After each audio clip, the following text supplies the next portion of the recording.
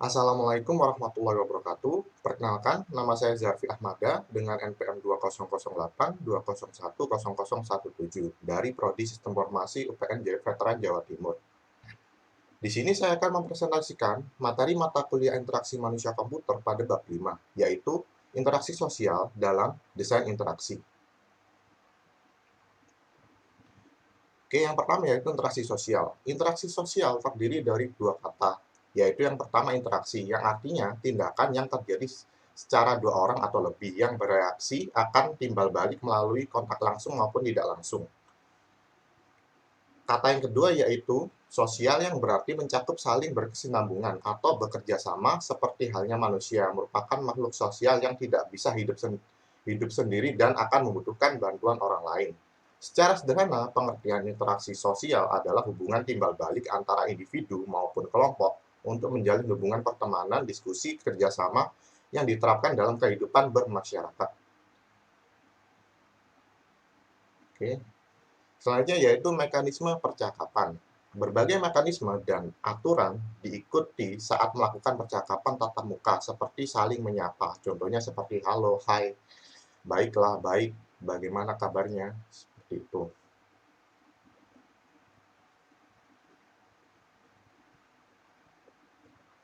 Selanjutnya yaitu peraturan percakapan.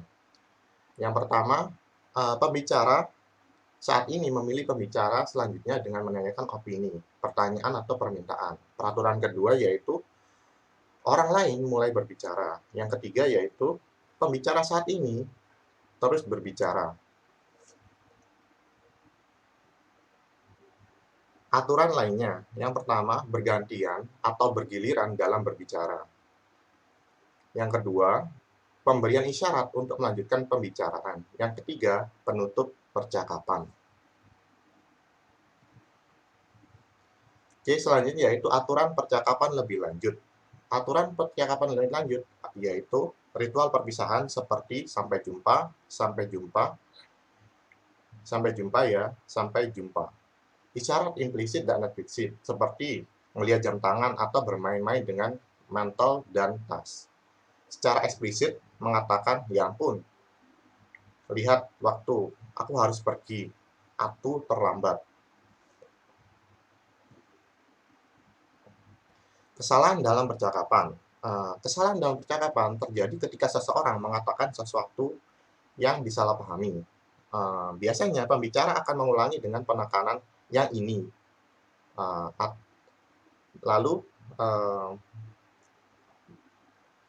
lawan bicara akan menanggapi, tidak, maksud saya yang itu.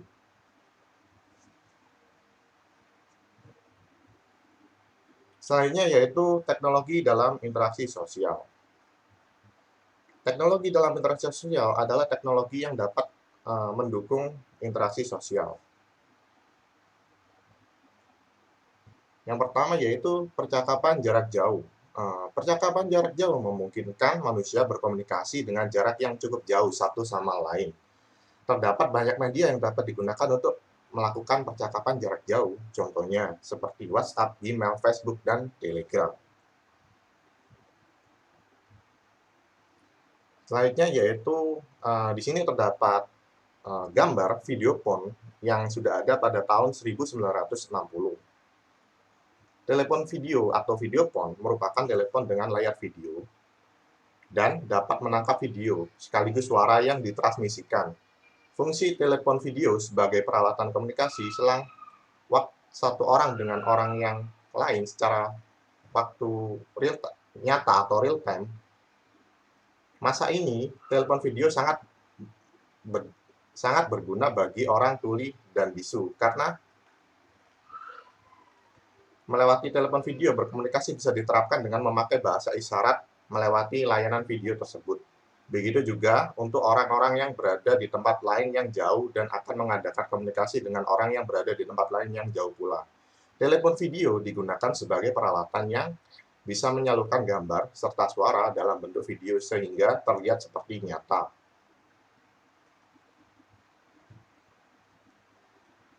Selanjutnya yaitu ada video window. Di sini terdapat gambar video window. Video window sendiri itu adalah ruang bersama yang memungkinkan orang bermil-mil terpisah jaraknya untuk melakukan percakapan seolah-olah di ruangan yang sama, minum kopi bersama.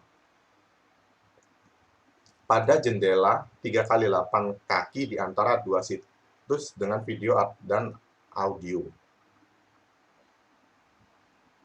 Selanjutnya yaitu video conferencing. Video conferencing adalah teknologi yang memungkinkan pengguna berada pada lokasi yang berbeda untuk mengadakan pertemuan tatap muka tanpa harus pindah ke satu lokasi bersama. Teknologi ini sangat nyaman serta praktis bagi para pengguna yang bergerak di bidang bisnis, perusahaan maupun personal dari berbagai kota dan negara yang berbeda.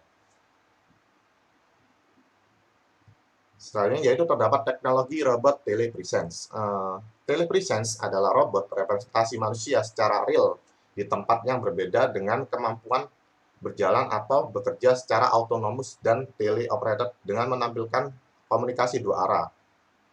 Dan juga bisa dengan gerakan atau internet bisa menginput informasi setiap lingkungan dan dapat dioperasikan dengan jarak jauh.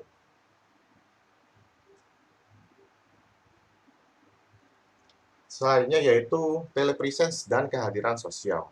Telepresence mengacu pada satu pihak yang hadir dengan pihak lain yang hadir di ruang fisik seperti pertemuan di ruangan. Kehadiran sosial mengacu pada perasaan berada di sana dengan orang yang nyata ketika di realitas maya.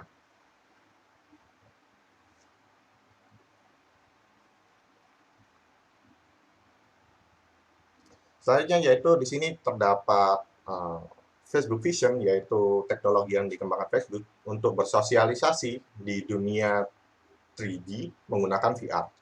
VR sendiri adalah sebuah teknologi yang membuat pengguna atau user dapat berinteraksi dengan lingkungan yang ada dalam dunia virtual yang disimulasikan oleh komputer. Dengan adanya VR, user merasa lebih nyata untuk berada di lingkungan tersebut. Dalam bahasa Indonesia, VR dikenal dengan istilah realitas maya. Yaitu apa itu copresence?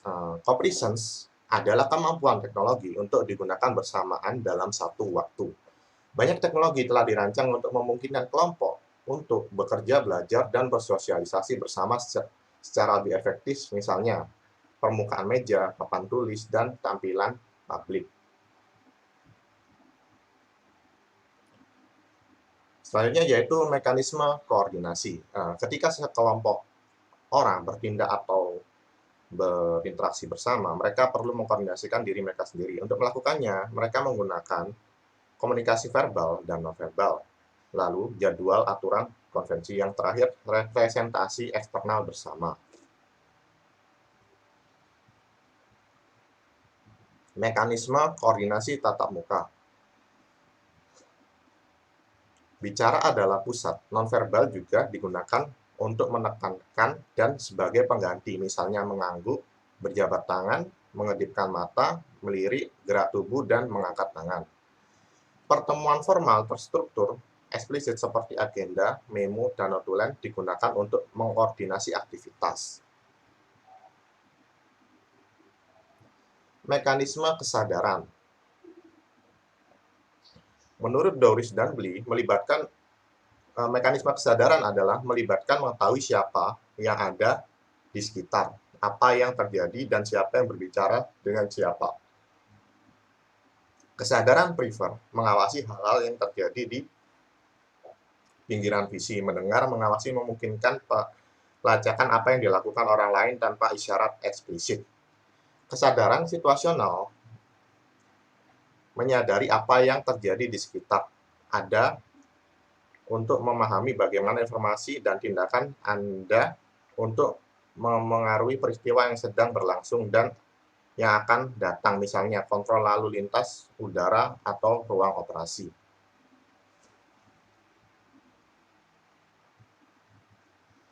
Selanjutnya yaitu antarmuka yang dapat dibagikan. Antarmuka yang dapat dibagikan dirancang untuk memanfaatkan bentuk mekanisme koordinasi dan kesadaran yang ada. Beberapa penelitian melidiki apakah mereka membantu orang untuk bekerja sama dengan lebih baik. telah menemukan partisipasi yang lebih adil, lebih alami untuk dikerjakan, lebih nyaman duduk mengelilingi meja daripada berdiri di depan layar. Selanjutnya yaitu meja refleksi. Meja refleksi atau reflect table adalah meja rapat yang dilengkapi dengan rangkaian LED 8x16 dan 3 mikrofon di tengahnya.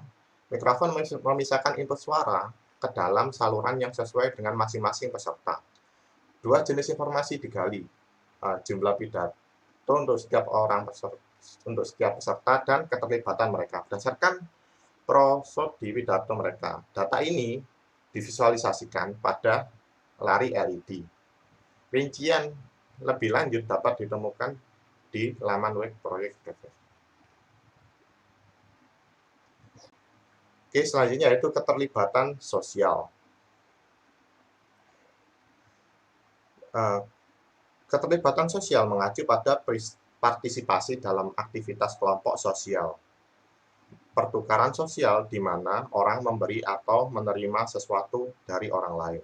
Sukarela, tidak dibayar, dan sering altruistik dalam arti berbagi dan berbuat baik untuk orang lain. Situs web sering digunakan sebagai hub untuk menghubungkan orang. Retweet adalah cara ampuh untuk menghubungkan jutaan orang. Oke, yang terakhir yaitu kesimpulan. Interaksi sosial adalah pusat kehidupan kita sehari-hari.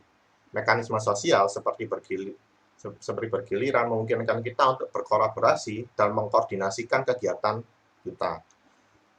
Tetap waspada terhadap apa yang dilakukan dan dibiarkan orang lain tahu apa yang akan dilakukan itu penting. Itu pentingnya aspek kerja kolaboratif dan sosialisasi. Banyak sistem teknologi yang telah dibangun untuk mendukung telepresence, kehadiran sosial, dan kehadiran bersama. Media sosial telah membawa pengaruh yang signifikan bagi perubahan dalam cara orang tetap berhubungan dan mengelola kehidupan sosial mereka. Baik, sekian presentasi dari saya. Terima kasih. Mohon maaf bila ada salah-salah kata. Wassalamualaikum warahmatullahi wabarakatuh.